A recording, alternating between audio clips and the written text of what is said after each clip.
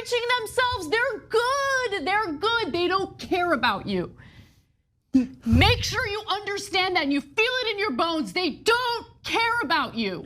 Young Turks host Anna Kasparian is making headlines, including on Fox News, for a passionate rebuke of Republican and Democratic lawmakers over the recent news that the Supreme Court is about to overturn Roe v. Wade. Now, I have a couple of clips here to share, the one that's gone viral and another one that Fox News references in their coverage.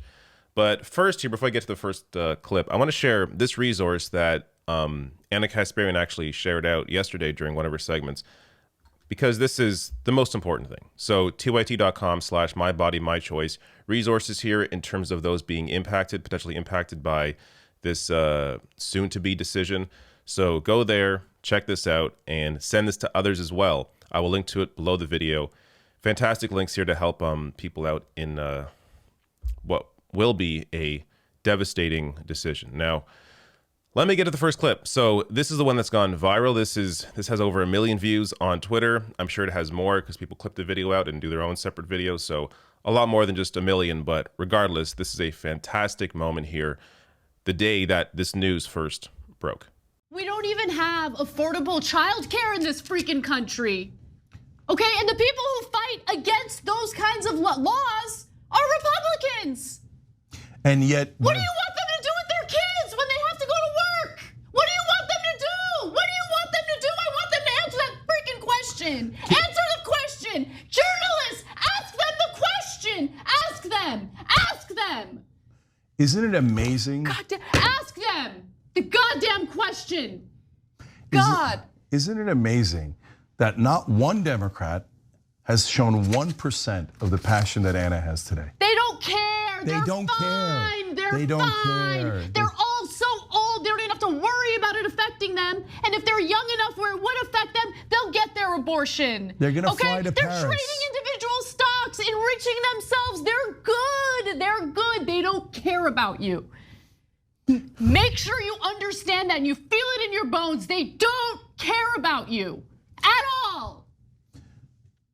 All of that fundraising, all of that canvassing, all of that hard work on the ground, they can't even get a voting rights bill passed. They're losers.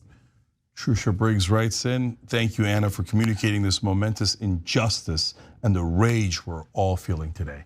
That's exactly right. And you got to ask yourself the question, why is no one else enraged? Now, a reminder, I have a second clip coming up that I think is equally fantastic. But before I get there, this was amazing.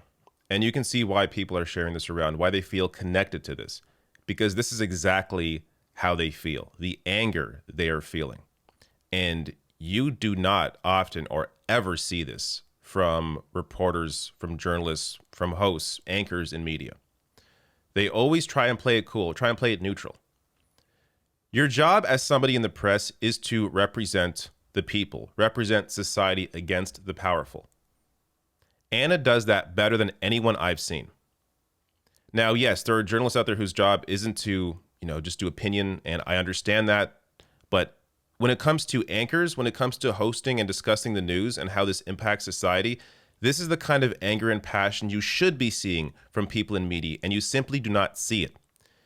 And look, it's directed here at both parties for good reason. For one, Republicans, they're the ones, this is their issue. They're trying to turn the U.S. into a theocracy, so obviously they deserve a lot of anger here. And of course, they don't care at all about helping people once they have the child. But even apart from that, the Democratic Party, they're in power. They have the White House, they have Congress. What are they doing? Now you can say, oh sure, Manchin, cinema, what is Biden gonna do? Look at what the Republican Party right now is doing to Madison Cawthorn. All of the Oppo research they're releasing about him, because he made the mistake of discussing their drug use and bedroom escapades. So now they are trying to destroy him. Why can't Democrats do that about Manchin, about cinema? You don't think there are skeletons in their closet? Or even just open ones? Manchin's daughter and the corruption over the EpiPen scandal. There are actual things they can do publicly and behind the scenes to put pressure on them. And they are simply not doing it. So this anger is completely warranted. Now, I want to show you, first give credit to Zeke Gonzalez here, who initially shared this clipped it out, and it was I'll also show you in a second here, shared by a conservative who tried to criticize it, but then got rebuked himself in the comments. But so Zeke shared this out and then made a headline on Real Clear Politics. Yashir Ali, journalist for New York Magazine, HuffPost, also shared it out in a positive framing. And then you had conservative here calling it a meltdown. This is seeing people passionate and angry about issues that actually affect society is a foreign idea to conservatives. They can't imagine anyone actually caring because they themselves are sociopaths. So when they see somebody angry about something that will actually negatively impact and lead to the deaths of more women, they call that a meltdown. Now, if you go through, I'll link to this, all my sources, I always link below the video. So you can go through this and check out the replies. The vast majority of them are just completely tearing him apart because it's obvious here that he actually cares, or that Anna actually cares, and people also sharing this, like Zeke, actually care about this issue and how it's going to impact society. Now, just to put a pin on that point, that conservative who shared it out also lives in Malaysia, where they do in fact have access to legally mandated paid family leave. So even if he did care about this, which I don't think he does, but even if he did, he is not at all impacted by this issue. Now, let me get to Fox News. So Fox News covered this as well, but they also covered a much larger clip because, of course, they have to make it more about Democrats. So in their headline, they write, progressive Young Turk host says she's done with Democrats, including the squad, disgusting, feckless. So I'll link to their full segment below this video as well, so you can watch the entire thing. But yeah, she went on to blast, Biden, Pelosi, Schumer. So I'm going to show you a bit of that now in this clip. But the Republicans can actually make it illegal in California, New York, everywhere else. And you think they won't? Do you really think they won't? Do you think they'll care about the parliamentarian? Do you think they'll care about the arcane Senate rules? No, here's what McConnell's gonna say on day one. Oh, the Democrats threatened it, so it's good enough. We'll now execute it, it's their fault. Because McConnell, unlike these garbage Democrats, understands power and he wields it. He wields it. He wields it for evil. He does it to control.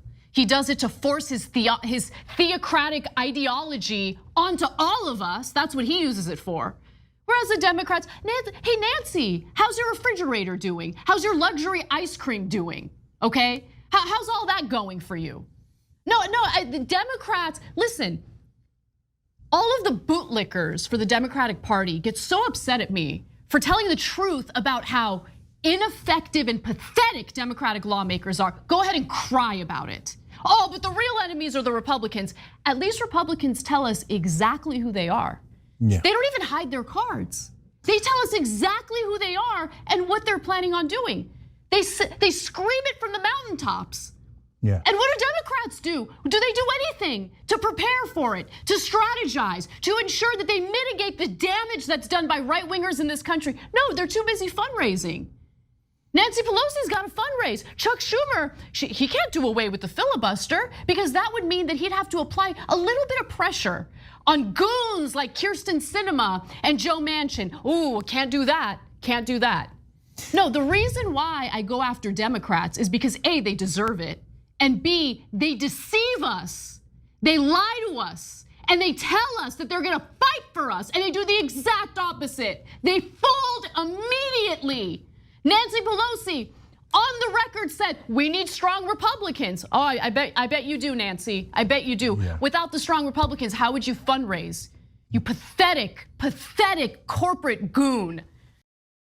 Now, while I was watching this, I was reminded myself of this little GIF here. No lies detected. No lies detected. Just a fantastic, passionate rebuke of both of these parties. They're more particularly the Democratic Party, because of just their complete failure. And they're not even trying. I mean, failure assumes you're actually trying. They're not even trying to do anything about this. They're just trying to fundraise. It really is just absolutely disgusting how weak this party is. Now, there are members, of course, within the party trying to do more, but they couldn't even be bothered to endorse Nina Turner, who would help to add to their numbers. The main issue now with, the so-called squad or the progressives, the actual progressives in Congress, the one that actually want to see, Medicare for all. And I do believe they want those issues.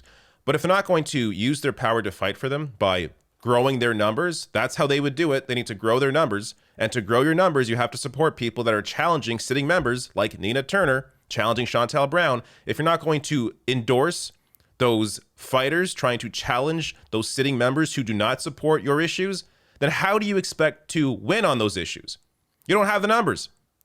So, yeah, a lot of blame here to go around. Obviously, no pretending here. Of course, this is an issue that exists because of the Republican Party. We understand that. But when your so-called opposition party is doing nothing at all to actually be the opposition, they deserve just as much criticism as the GOP do.